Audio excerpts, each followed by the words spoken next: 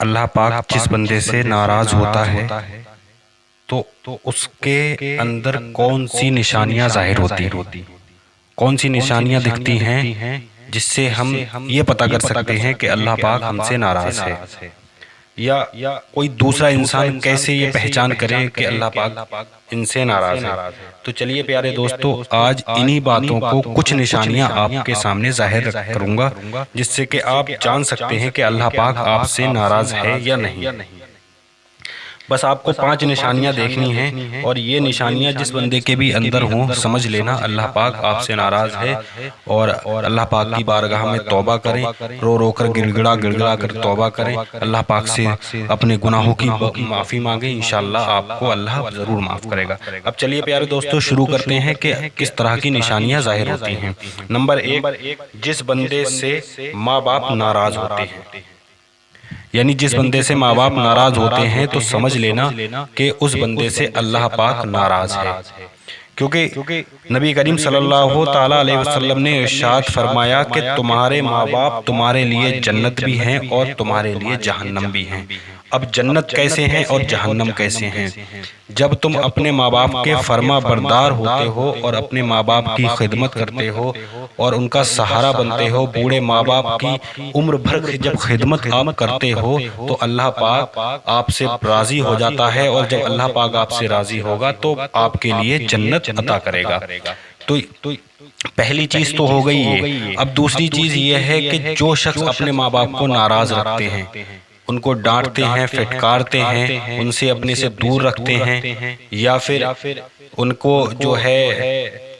کسی بھی طرح کا کوئی ہاؤ نہیں دیتے ہیں، تو ایسے لوگوں کے لیے اللہ پاک نے جہنم رکھی ہے، اللہ پاک ناراض ہوتا ہے، اور ایسے لوگوں سے جب ماں باپ ناراض ہو جاتے ہیں تو اللہ پاک بھی ناراض ہو جاتا ہے۔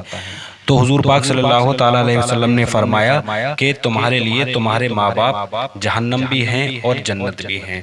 اب آپ خود دیکھیے کہ آپ اپنے ماں باپ کو راضی کرتے ہیں، آپ پریشان رکھتے ہیں، یا پھر آپ ان کو ڈانٹتے پھٹکارتے ہیں۔ پیارے دوستو، ماں باپ تمہارے لیے بہت بہت بہت ضروری ہیں، ان کی خدمت کیا کریں، ان کی زیادہ سے زیادہ خدمت کیا کریں۔ یہ پہلی نشانی ہے جو لوگ اپنے ماں باپ کو ناراض رکھتے ہیں، ماں باپ جن کے ان سے ناراض رہتے ہیں۔ جن لوگوں سے بھی ماں باپ ناراض رہتے ہیں، یہ پہلی نشانی ہے کہ اللہ پاک ان سے ناراض ہوتا ہے۔ اب دوسری نشانی کون سی ہے؟ اللہ پاک جس سے ناراض ہوتا ہے اس سے سجدوں کی توفیق چھین لیتا ہے۔ جس شخص سے بھی اللہ پاک ناراض ہوگا اس سے سجدوں کی توفیق چھین لیتا ہے۔ وہ بندہ نماز کی طرف نہیں جاتا، نماز میں اس کا دل نہیں لگتا، وہ گناہوں کی طرف مطمئن زیادہ ہوتا ہے، گناہوں کی طرف زیادہ بڑھتا ہے۔ تو جس سے بھی اللہ پاک ناراض ہوتا ہے تو اللہ پاک اس سے سجدوں کی توفیق چھین لیتا ہے۔ نمبر 3، جس سے اللہ پاک ناراض ہوتا ہے تو وہ بندہ گناہوں کے راستوں پر چل دیتا ہے، اور وہ اتنے بدترین قسم کے گناہ کرنے لگتا ہے، زنا خوری کرتا ہے، شراب نوشی کرتا ہے، جوا کھیلتا ہے، دوسروں کو تکلیف پہنچاتا ہے، بدترین قسم کے گناہ کرتا ہے۔ قرآن میں ارشاد فرماتا ہے ما اصابک من مصیبت فبما کسبت ایدیکم، بندے پر جو پریشانیاں، جو مصیبتیں آتی ہیں وہ اس بندے کی کمائی ہوئی ہوتی ہے۔ جو بھی بندے پر پریشانیاں مصیبتیں آتی ہیں وہ پریشانیاں، وہ مصیبتیں اس کی ہاتھ کی کمائی ہوتی ہیں۔ تو پیارے دوستو، اللہ پاک جس سے ناراض ہوتا ہے تو وہ بندہ گناہوں کی طرف چل دیتا ہے، اور پھر اس پر مصیبتیں اور پریشانیاں آنا شروع ہو جاتی ہیں۔ نمبر 3، چہرے سے نور ختم ہو جانا۔ جس بندے سے اللہ پاک ناراض ہوتا ہے اس کے چہرے سے نور ختم ہو جاتا ہے، بالکل نور ختم ہو جاتا ہے۔ اب نور سے مراد ہے ایمان والا نور، یعنی اس کے سینے سے ایمان دور ہو جاتا ہے، اور جس کے سینے سے ایمان دور ہوتا ہے تو وہ بدترین قسم کے گناہ کرنے لگتا ہے۔ ایمان جس کا مضبوط ہوتا ہے، جس کے پاس ایمان سلامت ہوتا ہے، تو وہ برے کاموں سے بچتا ہے اور برے کاموں سے وہ پرہیز رکھتا ہے، لیکن وہیں جس کا ایمان کمزور ہو چکا ہے یا جا چکا ہے تو وہ گناہ، اس کو گناہ اچھے لگتے ہیں، وہ گناہوں کی طرف جانا پسند کرتا ہے اور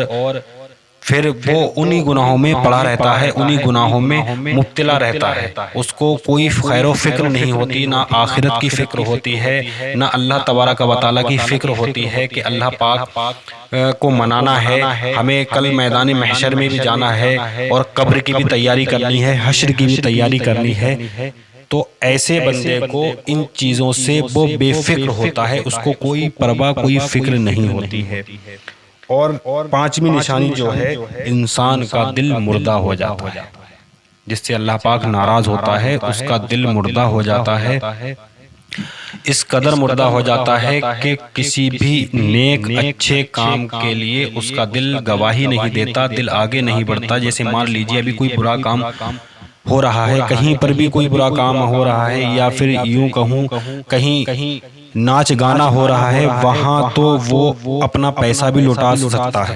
لیکن وہیں جب بات دین اور حق کی آئے گی، حق پہ پیسہ لوٹانے کی آئے گی، دین پر اللہ کی بارگاہ میں خرچ کرنے کی آئے گی، تو وہ بندہ کسمسا جائے گا اور اس کا دل اتنا مردہ ہوگا کہ وہاں وہ پیسہ خرچ نہیں کرے گا، یعنی اللہ کی راہ میں وہ شخص پیسہ خرچ نہیں کرے گا۔ اور پیارے دوستو، ایک چیز میں آپ کو اور بتا دوں کہ اگر ہمیں کوئی تکلیف یا کوئی پریشانیاں یا مصیبتیں ہم پر ہیں اور ہم نماز کے پابند ہیں، نماز بھی پڑھتے ہیں، اللہ کی عبادت بھی کرتے ہیں، قرآن کی تلاوت بھی کرتے ہیں، اس کے بعد بھی ہمارے اوپر مصیبتیں پریشانیاں آتی ہیں، تو ہمیں اللہ کا شکر ادا کرنا چاہیے۔ میرے بھائیو، اگر جس کو بھی یہ 5 نشانیاں ظاہر ہوتی ہیں تو ان لوگوں کو چاہیے کہ وہ اللہ کی بارگاہ میں اپنے گناہوں سے توبہ کریں، اللہ کی بارگاہ میں پلٹ آئیں، کیونکہ اللہ تبارک و تعالی، اللہ عز و جل سب سے زیادہ جو پسند کرتا ہے وہ اپنے بندوں کو تب پسند کرتا ہے جب اس کا بندہ گناہوں میں ڈوب کر اور اللہ کی بارگاہ میں آ کر اپنے رب کو اپنا رب مان کر جب وہ توبہ کرتا ہے، اپنے گناہوں سے رو رو کر گڑ گڑا کر جب وہ توبہ کرتا ہے، بھیک مانگتا ہے رب کے آگے کہ اے مولا میرے تمام گناہوں کو بخش دے، میں بھٹک چکا تھا اور راہ حق پر آنا چاہتا ہوں، میں تیری بارگاہ میں آنا چاہتا ہوں، اے میرے پاک پروردگار عالم، تو مجھ سے ناراض ہے، تو مجھ سے راضی ہو جا، میرے تمام صغیرہ کبیرہ گناہوں کو بخش دے، تو اللہ پاک اس بندے سے بہت خوش ہوتا ہے، اتنا زیادہ خوش ہوتا ہے، اور اللہ پاک اپنی رحمتوں سے، برکتوں سے اس کے تمام گناہوں پر پردہ ڈال کے اس کو بخش لیتا ہے۔ اللہ پاک اتنا رحیم اور اتنا غفور الرحیم اور اتنا کریم ہے کہ کتنا بھی بڑا گناہگار کیوں نہ ہو، چاہے وہ اس نے اتنے گناہ کر دیے ہوں کہ وہ اتنے گناہوں میں ڈوبا ہو کہ اس کے سر کے